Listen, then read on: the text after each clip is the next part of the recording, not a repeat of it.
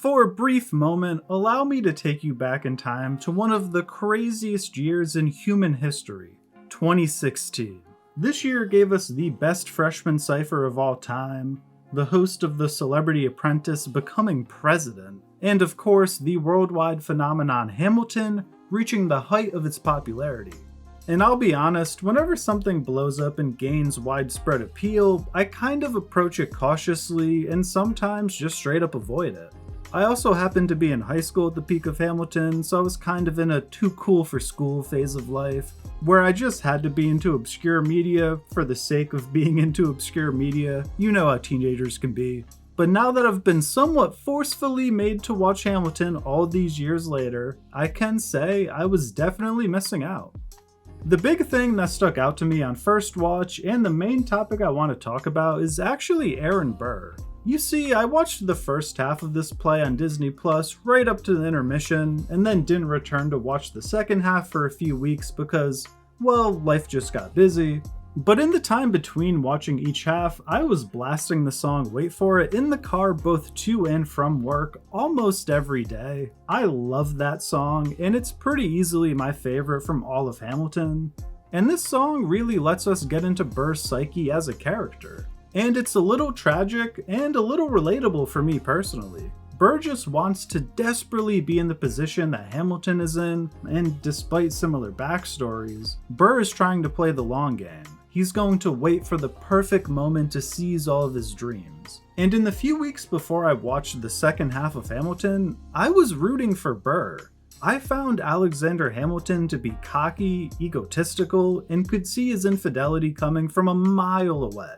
It also didn't hurt that Leslie Odom Jr. is just a far superior actor and singer as well, but I was starting to view Burr as the hero of the story low-key. And towards the culmination of the play, Burr's waiting appears to have finally paid off. All that smiling and being approachable appears to have him in line to be the next president of the United States.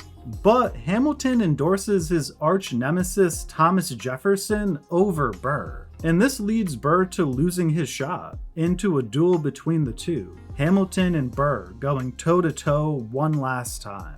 And it was really only at this point of the play that I started to finally see the light on why Burr is the true villain of the story.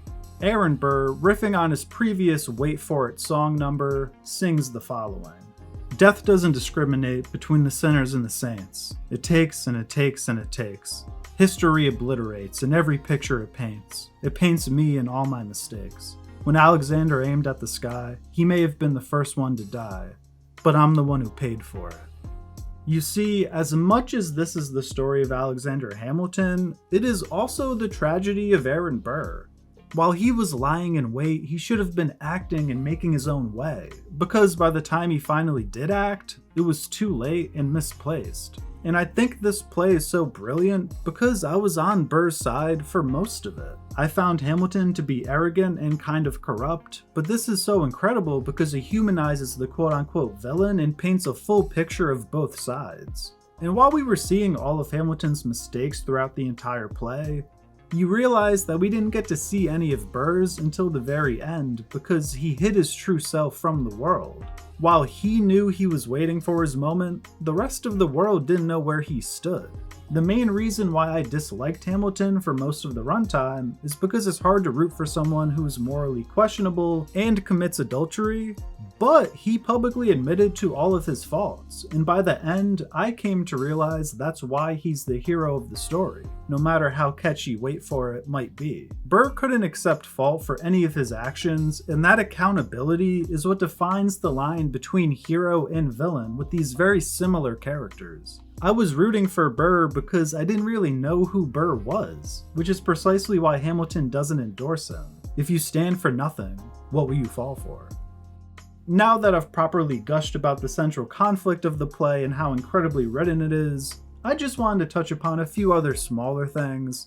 The first being King George. I mean, King George is hysterical and provides perfect comic relief in small bits throughout the entire play. And his usage is actually something I found rather impressive, because when you have a character this funny, it's not uncommon for the joke to be overplayed and ran into the ground through going back to the well too many times. But I felt they really struck a perfect note on King George's usage. And now for perhaps my biggest hot take, I think The Room Where It Happens is a bit overrated. Now don't get me wrong, it has a groovy beat and is one of the better songs in the play, probably top 5, but to my ears, Wait For It and Satisfied are both better pieces of music. And this might seem like I'm nitpicking a bit, but I was told that The Room Where It Happens was this legendary song that was going to sweep me off my feet and low-key carry the play, and that was not my experience whatsoever. And from something overrated to something underrated, Eliza was actually a character I found to be quite strong and surprisingly one of my favorites by the end of the play. I think getting to see Eliza having to struggle with the repercussions of all of Alexander's ambition and self-indulging actions really endeared her character to me, and I thought she had a few standout moments, the primary one obviously being her performance on the song Helpless. But all in all, watching Hamilton for the first time was a pretty fun experience, and it definitely exceeded my expectations on most fronts. And in spite of what the teenage version of Screen Stories may have wanted to believe, I now understand why this play was such a phenomenon and continues to be talked about even to this day. And I can finally see that in not listening to or watching this play all those years ago, I was the one who paid for it. Well, if you made it this far, thank you for watching, and if you enjoyed, this is your shot to subscribe for more Screen Stories content. Until next time, peace.